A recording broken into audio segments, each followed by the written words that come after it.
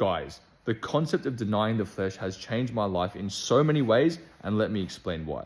I used to live a life of partying, drinking, sleeping around, you know, all these different things that fed my flesh for a few seconds. That's a funny joke. Or however long it was, and it never satisfied me. It wasn't until I actually understood how denying ourselves is actually the foundation for a fruitful life. Think about culture we live in right now. Oh, you know, go watch the websites. Go and be yourself. Go be who you are. Go and, you know, live all these things that give you short-term pleasure and dopamine. You know, go on TikTok, be distracted. All these different things, guys. All they're doing is feeding the flesh, but inherently it's corrupting us long-term. All I do now, guys, is literally GWC, Gym, Work, Church. Let's try and make that into a slogan. And I've never been happier. I've never been more fulfilled in my entire life than when I was, you know, going out and doing all these things that I shouldn't have been doing. And I think, you know, God does this in a very, very particular way. The people that win long-term are the ones that can actually have the discipline and the mental fortitude to see beyond the current situation that we're currently in. People that can only see short-term, I want things now, I want this now, I want that now, but have no understanding of how things compound over time are the ones that inherently lose.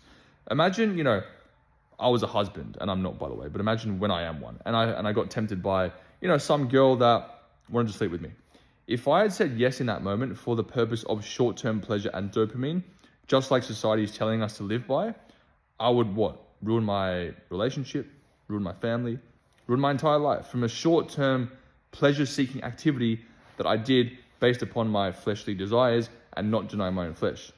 The point I'm trying to make, guys, is that denying the flesh goes beyond don't eat that Macca's burger. Don't, you know, drink that drink. Don't, you know, do all these things. It actually goes so far deep to the point where if you start creating a habit in your life of just feeding your flesh, you will end up in places that you never thought you would end up in. I'm telling you right now, it's very dangerous. You have to build habits over time that serve God, please God, because God has designed us for a reason and a purpose and an ultimate destination. And if we start actually creating habits that don't feed our flesh, but they're long-term sustainable and they fulfill us, not just in the moment, you're going to find a much deeper sense of purpose, fulfillment, and overall achieving what the purpose is that God's called upon your life. So start with little steps, guys. Start with just not doing one thing that you do every day. Start with like easy little principles that you can manage and just compound them over time. So yeah, hope you guys enjoyed that, and see you soon.